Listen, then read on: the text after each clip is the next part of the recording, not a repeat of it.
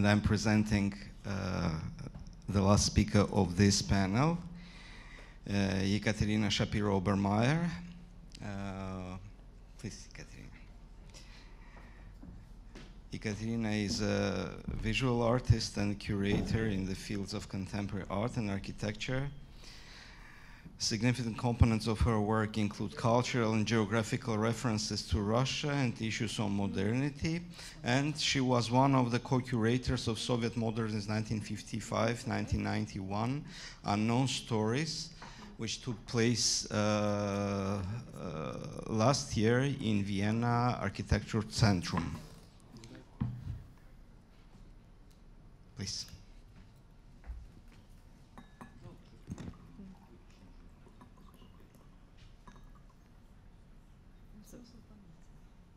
I'm very pleased to welcome you here, and especially to see so many faces. I'm really very sorry that there is no translation into Russian. Мне очень обидно, то, что нет перевода на русский язык. Я этого не знала, я тогда, может быть, прочитала бы по-русски, because it's even more difficult for me to speak English anyway. And should wait. And thank you, Ruben, for kind introduction. Every 7 seconds. Oh, yeah, okay. You need to, yes. 7, not 5, but 7. Loop after. Yes, loop. You need to Okay. loop and 7. So this. Yes, not 5, but 7. Mm-hmm.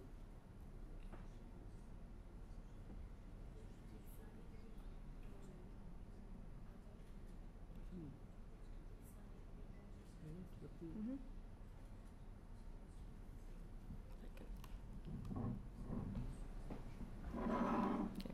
I'm honored to represent the collaborative project that is called Soviet Modernism 1955 to 1991, Unknown Stories. It was opened at the Architekturzentrum Wien in Vienna in November 2012 and included an exhibition, an accompanying publication, and a 2-day congress. This was a result of extensive research carried out and curated by me, Ekaterina Rita, and Alexandra Wachter, and hosted, supported, and financed by the Architekturzentrum Wien, an internationally known platform for exhibitions, as well as a research center in architecture and urban development based in Vienna. But of course, it could never have happened without Georg Schöllhammer and local modernities, who brought us not only the main idea of focusing on post-war architecture from the periphery of the Soviet Union, but who also gave us the initial materials, contacts, and competent inputs. This research project reminds a bit on a ping-pong game with enormous output with each serve. And it's very pleasant to see that our research is beneficial for other curators. For example, by being included in trespassing modernities. I'm really very impressed about the exhibition here, and congratulations for everyone involved. As we started to work on the topic, it was not very clear which exact geographical area it should cover, if Russia should be included or not, and if it would be indeed possible to represent each of the former Soviet republics. Now, all of them are independent states, with a very different political situation and a very different relation to the Soviet past. While the Baltic states are a part of the European Union, governments in countries like Azerbaijan, Turkmenistan, or Uzbekistan could be described as dictatorial or even autocratic. It is also important to remember that in all of the former Soviet republics, one can speak of a more or less forced membership in the Soviet Union, even if the political constellations were very different, and not to forget the local forces that back the system. There are a lot of factors which play a role in how the different independent states are dealing with their architectural heritage from the Soviet period. But this is a much deeper question which we unfortunately do not have time for today. And it was one of the themes extensively discussed during the Congress in Vienna. Also, the question of the time frame of our research and of what could be considered as a post-war architecture in the Soviet Union was not actually precisely determined. modernism in the Soviet Union began in the late 50s, it means about a decade after the end of the Second World War and approximately 10 years later than in Western Europe. As a starting point, we took the year 1955 because of the infamous government resolution on eliminating superfluities in design and construction. All these events are very well known for everyone here. And as the end point for our research, we took the year 1991 as the date of the collapse of the Soviet Union, even if, strictly speaking, it's not possible to sublimate all the projects in this contradictory period under the term modernism. On the one hand, one of our aims was to compare the development of Soviet architecture over a period over 30 years with that of Western architecture, and on the other hand, to correlate it with the local political changes within the Soviet Union. Here, I would like to introduce the main aspects of our curatorial concept and also to introduce our methods of research. The first step, which was needed, was the inventory. We have created a database which includes at the moment 940 of the most important buildings and urban projects from this time period, representing the 14 former Soviet republics beyond Russia. And I would dare to claim that it offers the first comprehensive scientific overview of this dimension about this issue worldwide. The database can be accessed in the exhibition here in Istanbul, and we hope that once it goes online, it will have the potential for further development. We collected materials from different sources: publications, field research trips, state and private archives. Just to mention some numbers, we collaborated with 21 state and 51 private archives, made 19 research trips to different destinations, and interviewed over 70 architects, urban planners, and representatives of the city administration. I would like to stress the importance of these interviews for our research project. Soviet historiography, of course also in terms of history of architecture, is characterized by encoding and omission. Therefore, methods of oral history and interviewing on witnesses make it possible to find out information which cannot be discovered in any written sources. For example, the question of authorship, which is not always identical with the official data, could be more or less cleared by talking to the people involved. We are absolutely aware that the questioning of witnesses could not be used as a very precise source, and that our selection of interview partners was biased. We spoke only to successful architects who succeeded in realizing something special. At the same time, the interviews not only enriched the overall picture, but quite often gave us links to other related sources or private archives. It happened several times that an interview architect recommended another architect to contact. For example, like Yuri Miroshnichenko from Tashkent recommended to find Andrei Kusinsky, who lives nowadays in Moscow and with whom they worked together in Uzbekistan in the 70s and 80s. Or Yuri Parkhov, who told us about a wave of leading architects who immigrated from Dushanbe to Tula, a city which is located about 2 kilometers far from Moscow. At the exhibition, we presented video clips from these interviews, and they are now available at the library of the Architekturzentrum Wien. Coming back to the exhibition. The exhibition was realized as a precisely balanced installation that worked on different layers. The main structure of the exposition reflected the political borders from 1991. Grouped in 4 different regions, and I just mentioned them: Eastern Europe with Moldova, Belarus, and the Ukraine; Baltic states with Estonia, Latvia, and Lithuania; Caucasus with Azerbaijan, Armenia, and Georgia; and Central Asia with 5 countries: Kyrgyzstan, Kazakhstan, Uzbekistan, Tajikistan, and Turkmenistan. So, grouped in these 4 regions, the differences between the republics became obvious. So I'm afraid I don't have enough time to introduce, even briefly, the most important characteristics of each of the regions. One of the most controversial conceptual decisions was to leave Russia outside of the project. Of course, the Soviet planning system was centrally organized and regulated by means of building standards, so-called SNIPs, applicable throughout the whole country.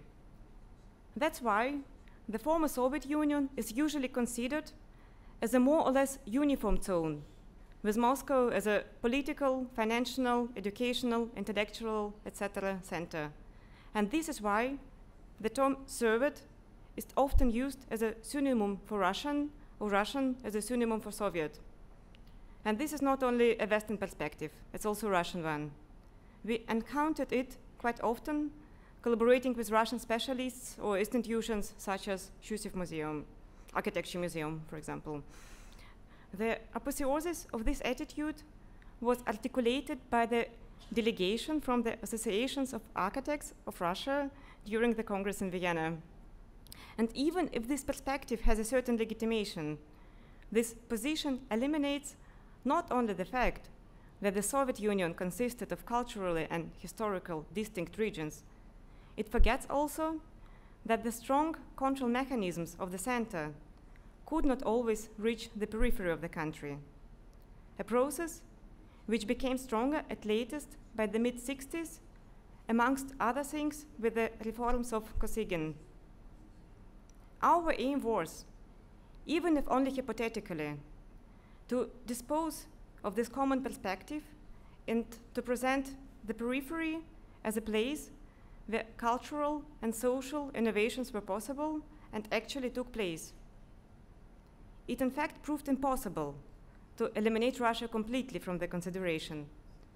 It was very present on a text level, and there were still some essential examples from Russia, which were used as the reference for some of the presented projects. The provocative decision not to present Russia as a separate republic evoked hot and controversial discussions about the role of Moscow and the architecture of the former republics and their autonomy from the center. This was one of the important achievements of the project. The show attracted the highest number of visitors in the history of the museum and a large resonance of the press, locally as internationally. Of course, the interest in Soviet architecture is to be seen within an international context of rediscovering of modernism. A certain obsession for the exotic and the voyeuristic or maybe even romantic curiosity from the times of the Cold War to what has happened behind the Iron Curtain most certainly played a role. But of course, but for sure, in times of crisis of the capitalist system, the seeking for alternative models of society is responsible for the actualization of the topic.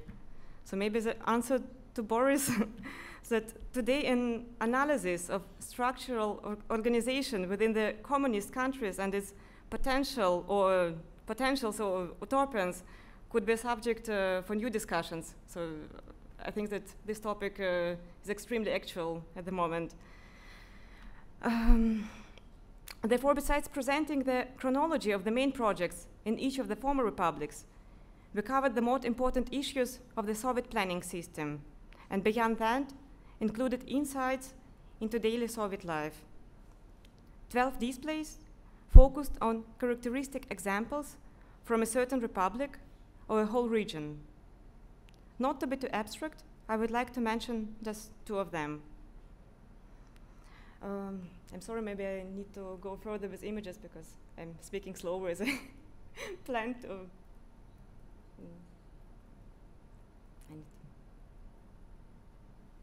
to present. Oh, okay. Now we're with the exhibition. Founding the new cities and urban planning were illustrated with an example of the city of Slavutic in the Ukraine.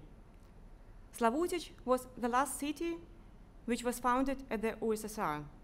It was built instead of Pripyat for the employees of the nuclear power plant Chernobyl. The erection lasted only 2 years from 1986 till 1988 and was carried out with the help of 7 republics. Such involvement of different republics at the reconstruction of cities in extraordinary situations happened several times during the Soviet history. Another interesting and important issue of the time was experimental housing, especially in the extreme climatic conditions of Central Asia. Even if all housing had to be constructed according to the prevailing building standards, some examples could be surely considered as innovative. The rigorous system of organization of mass residential construction, led by the main Ministry for Building, Kostroi, and carried out by local planning institutes, permitted the search for experiments. For example, the reinforced concrete skeletal frame structure with prefabricated columns and floor slabs was developed in Tajikistan. It allows greater freedom in design of floor plans and facades than large panel construction, while also providing greater stability in the case of earthquake.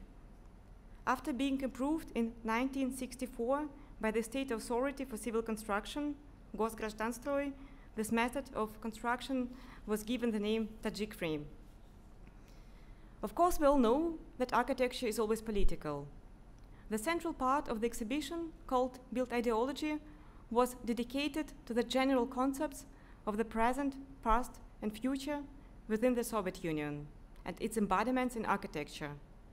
Social spaces for living, explaining the principles of micro-districts, the politics of writing history with memorial sites, and raising the Soviet citizen, showing the types of buildings constructed for children's extracurricular education.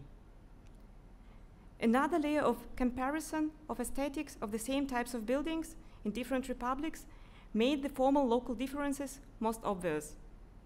Roofed markets, restaurants, winter circuses, houses of political education, and palaces of weddings and palaces of sorrow. This selection was caused by a certain Soviet puncture of these buildings. Of course, for some of them, analogies in Western or historical architecture could be found easily. But within the Soviet context, these typologies acquired quite different meanings. Their analysis gave an opportunity to illuminate less-known aspects of the Soviet culture, such as private business, religion, or the petit bourgeois idea of happiness, which was used as advertising by the government for the competition between the two opposed world economic systems. Another important curatorial topic was reflexive. What does it mean to present Soviet architecture in Vienna, to speak from outside, and how it is possible to avoid a colonial approach? The Western historiography is still influenced a lot by the Cold War, and the language which is used to describe Soviet realities often implements a certain attitude. It was our major concern to keep the language as neutral as possible without losing the critical perspective. The composition of expertise in our curatorial team was a good precondition for this purpose. Each of us three comes from a different background. Katharina Ritter is an Austrian architecture curator, Alexandra Wachter is a German Slavicist, and I'm a visual artist originally from Russia. Furthermore, in each of the former republics, we collaborated with one or more local experts. For the same reason, we asked only local authors to write an article for our publication, which we consider not as a catalog, but as an independent book with a deeper insight about the development in certain republics. As we opened our exhibition, we were sure that another one will follow very soon. An exhibition which includes Russia as a 15th or maybe as a first republic, or which deals only with Russian architecture from the same period. We were right and we were wrong at the same time. We were right that the exhibition, which includes Russia, would come very soon. And we were wrong because as we thought about this potential exhibition, we were very sure that it will happen first in Moscow. It would be wrong to think that there is no interest to the architecture of this period in Russia. Just on contrary. we could recognize a big interest in our exhibition also from Russia, even, or maybe because it was not included in the show. In my opinion, it's a structural problem. 20 years after the collapse of the Soviet Union, the relations between different republics became not just rusty, they mostly became negative.